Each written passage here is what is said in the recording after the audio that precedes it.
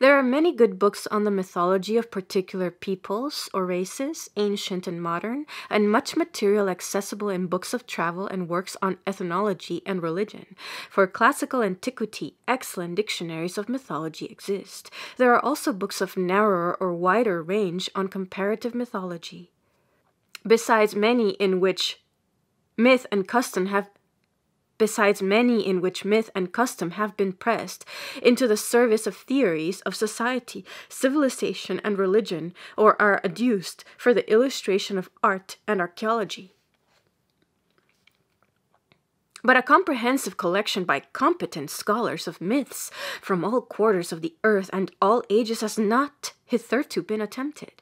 For several important parts of the field, no satisfactory works exist in English, while in some there is none in any language, on the value of an undertaking like the mythology of all races. Therefore, no words need be spent. The intrinsic interest of the subject is very great, for better than almost anything else, myths reveal men's first notions about their world and the powers at work in it, and the relations between men and those powers. They show what things in their surroundings early engage men's attention, what things seem to them to need explanation, and how they explain them. For a myth is commonly an explanation of something in the form of a story, what happened once upon a time, or what repeats itself from day to day. And in natural myths, as distinct from the invented myths of philosophers and poets, the story is not the artificial vesture of an idea, but its spontaneous expression. Not a fiction, but a self-evident fact. The student of the mind of man, in its uniformity and its variations, therefore, finds in mythology a great fund of instructive material. A comprehensive collection like the present lends itself also to comparative study of single myths or systems of myth among different and widely remote peoples. And this use of the volumes will be facilitated by a suitable analytical index. It is one of the merits of this collection that it is made for its own sake, with no theory to maintain or illustrate.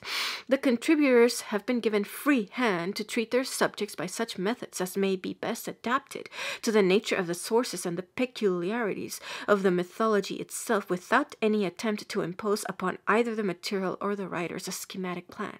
The names of the contributors are a sufficient guarantee of the thoroughness and trustworthiness of their work, while the general editor is himself a scholar of wide attainments.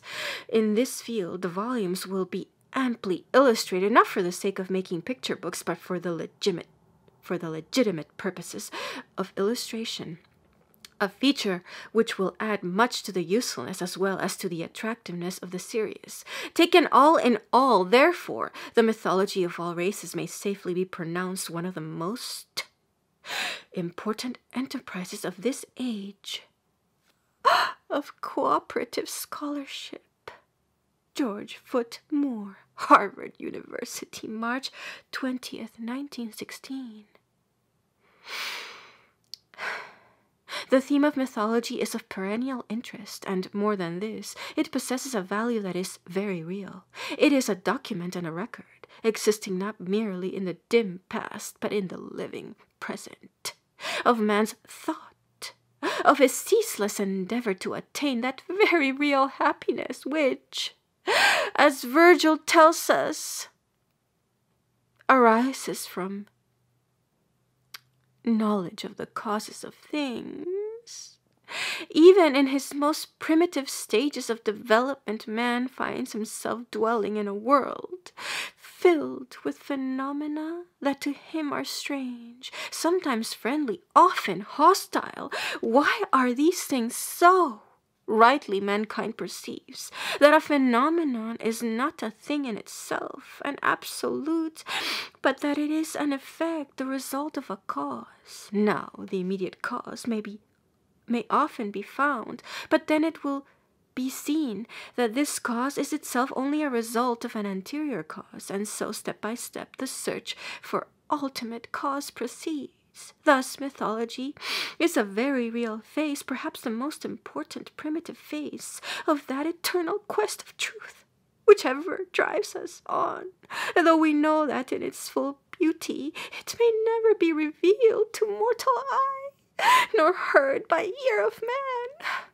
That quest more precious than meeter raiment, that quest which we may not abandon if we will still be men.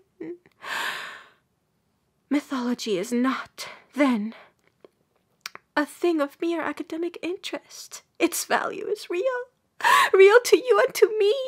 It is the history of the thought of early man and of primitive man today.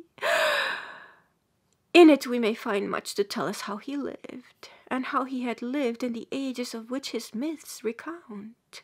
As affording us materials for a history of civilization, mythology is of inestimable value. We know that history is something more than a matter of dates and events. Magna Carta was signed by King John at Runnymede in 1215. What of it? If that be all? The exact words of the document, the particular monarch who signed it, the precise spot, the specific date are of no worth in themselves. The real historical question is, what were the cases which led the English barons at a certain point in the development of the British nation to compel the king to sanction a document abridging the royal prerogatives, and what have been the consequences not merely to the subsequent evolution of the British Constitution, but to all states and colonies thereby affected?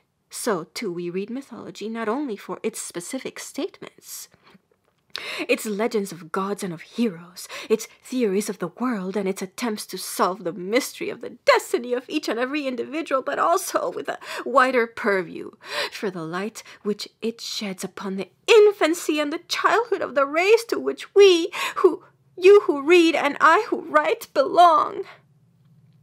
Science has mythology aught to do with that? Assuredly, yes. Mythology is the science in its infancy. Does the geologist seek to determine how the earth came into being, how the mountains and the lakes were formed? Does the astronomer essay to know the stars and their natures? Does the zoologist and the botanist endeavor to explain why animals and trees are as they are? The maker of myth does even the same.